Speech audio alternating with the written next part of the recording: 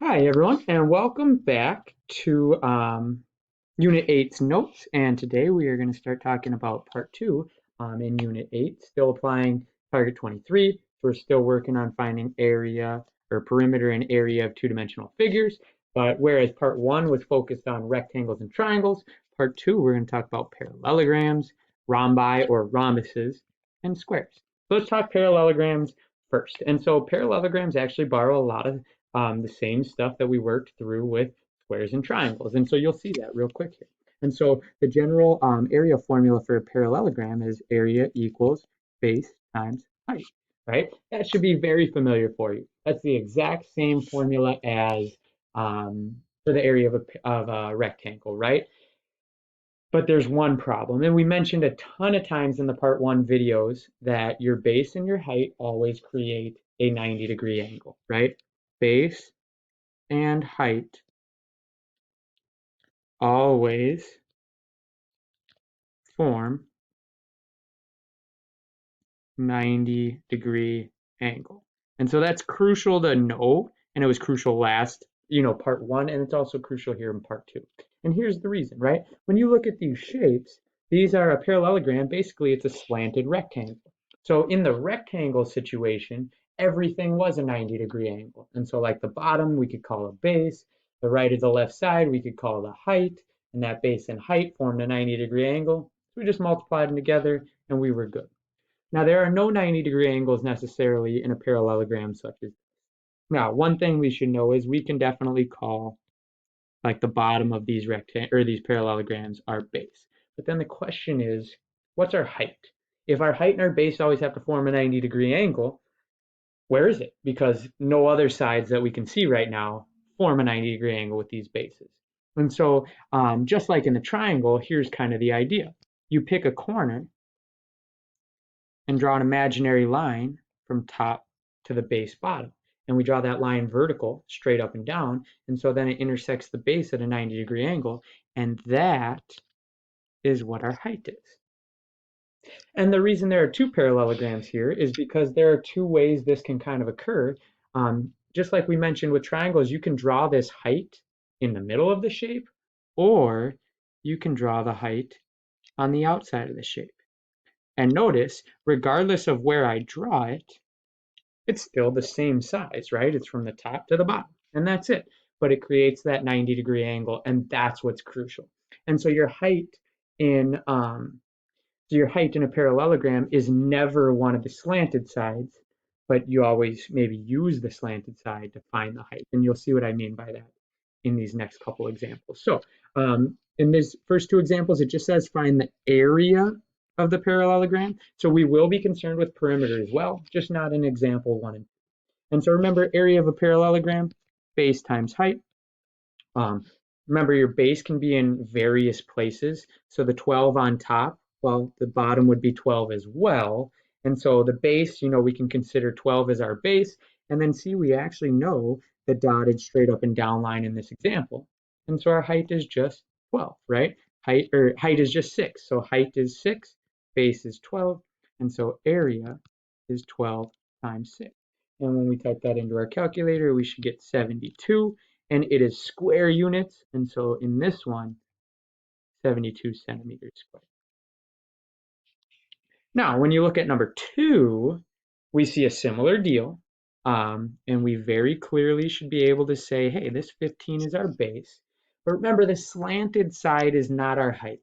It's that imaginary dotted or dashed line we draw from base to base. And so we need to figure that out.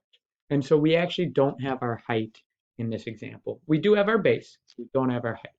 But what I want you to see is when I drew that in the corner of this parallelogram, it creates a right triangle there, right? So I'm going to kind of draw this over here. And so there's our dotted line, that's our height. Here's this little piece over here. And then here's our slanted side. We know our slanted side is 11.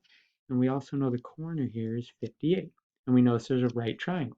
And so this is going to bring back just a whole bunch that we talked about, like in part 1, sine, cosine, and tangent stuff, right? So we're thinking SOHCAHTOA here. And so the trick is pick the angle we know. That's 58 degrees. Identify opposite adjacent hypotenuse. So H is opposite. Across from our 90 is always hypotenuse. That's where our 11 is. Makes the blank side adjacent. You could write that if you want, but it's not important because we don't need that side, right? We need our height. And so we're going to work with opposite and hypotenuse to find it. Opposite and hypotenuse is the O and H in the so part. And so we're going to work with the sine of 58 equals opposite divided by hypotenuse. So H divided by 11. And then we'll times both sides by 11. And that will give us what the height is. And we just need to type 11 times sine of 58 into our calculator.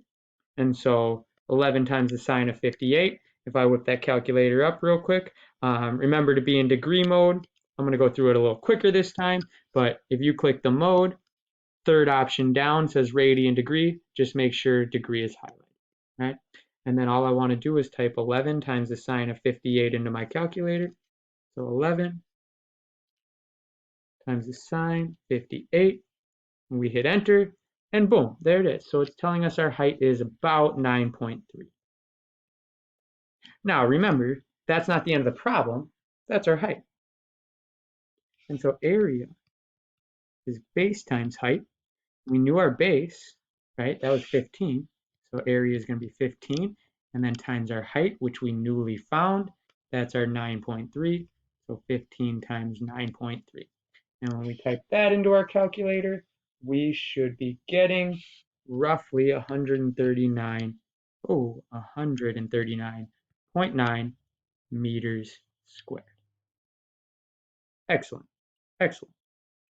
So that's kind of how it works with parallelograms. And as always, it involves a whole lot of previous skills.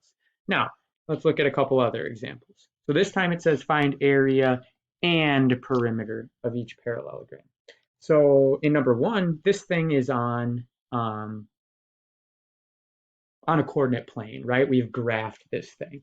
And so in this problem, actually the easiest piece is area. Area is just base times height, right?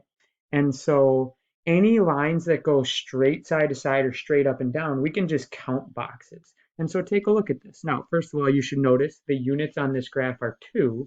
And so every tick mark is 2.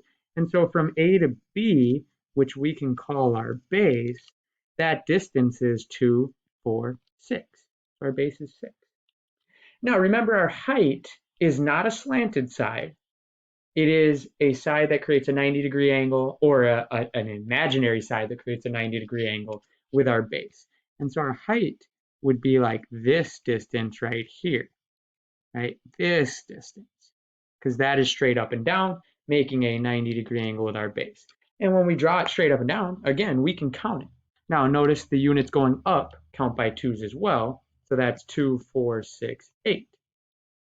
And that, again, is our height. And so just by counting those boxes here, we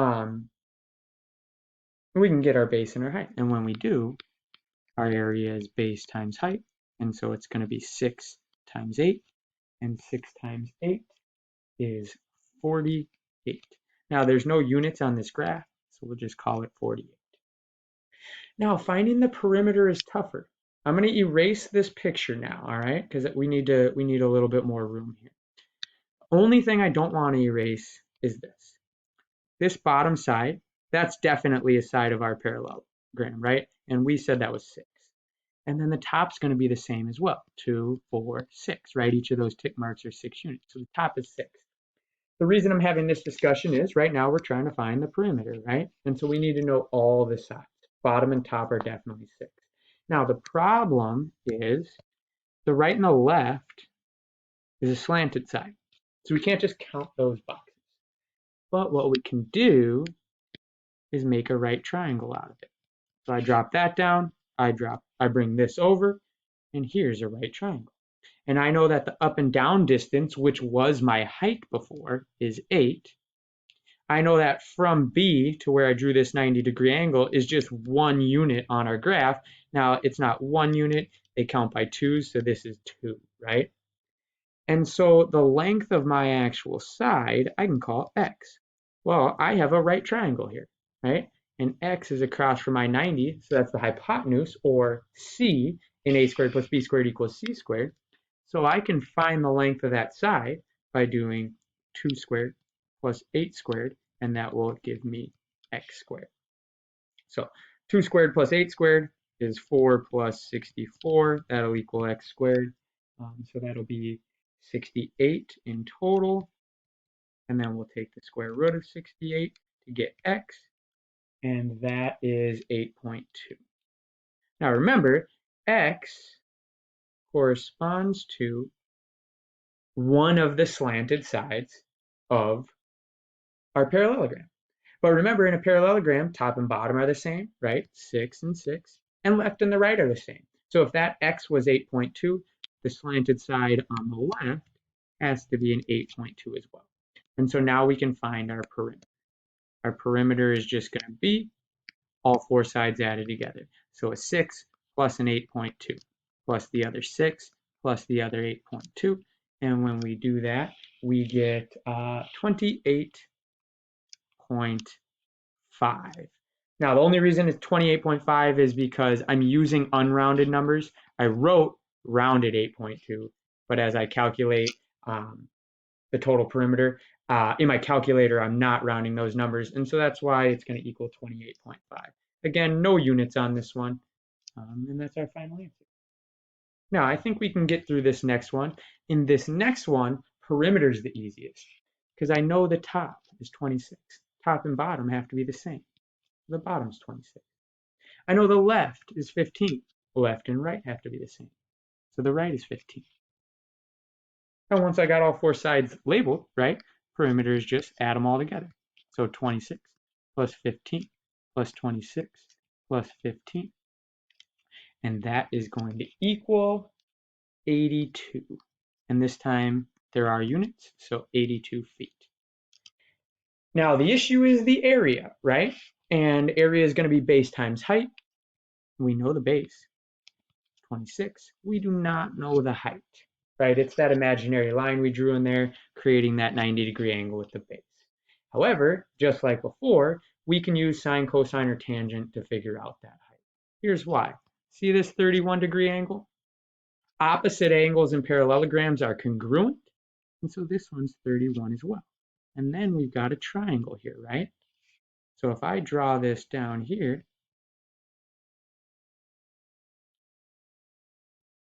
I know this is my height. I know my slanted side is 15. I know this angle is 31. Even though I know my base is 26, I don't know the portion that gets cut off for that bottom side, so I'm just going to leave it blank. But that's okay, because remember, I just want to solve for h. And so we're going to think sine, cosine, tangent. And so we're going to pick the 31-degree angle, label opposite, which is my h. The hypotenuse is across from the 90, and so that's the 15. So we don't actually need the adjacent side here. We just want opposite and hypotenuse. That'll tell us to use the sine. So sine of 31 is going to equal opposite, which is h, on top of hypotenuse, which is 15. So we'll times both sides by 15. Cancel those 15s, and that'll leave us with h. And h will be 15 times the sine of 31. And when you type that into your calculator, you should get roughly 7.7 for h. And so now we can find our perimeter, or our area, because again, area equals base times height. And so we know our base, right? That was the 26. And then we just solve for our height down here. So 26 times 7.7 will be our area. When we type that into our calculator, we get approximately 200.9 feet squared. And that is our answer for area. All right. And that takes care of parallelograms. We'll have another video in just a second. We'll start talking about rhombuses and squares. And hopefully, that's all we'll need to do for the rest of this learning, or part 2 notes. So thank you very much for your hard work. Keep it up. I'll talk to you again in the next video.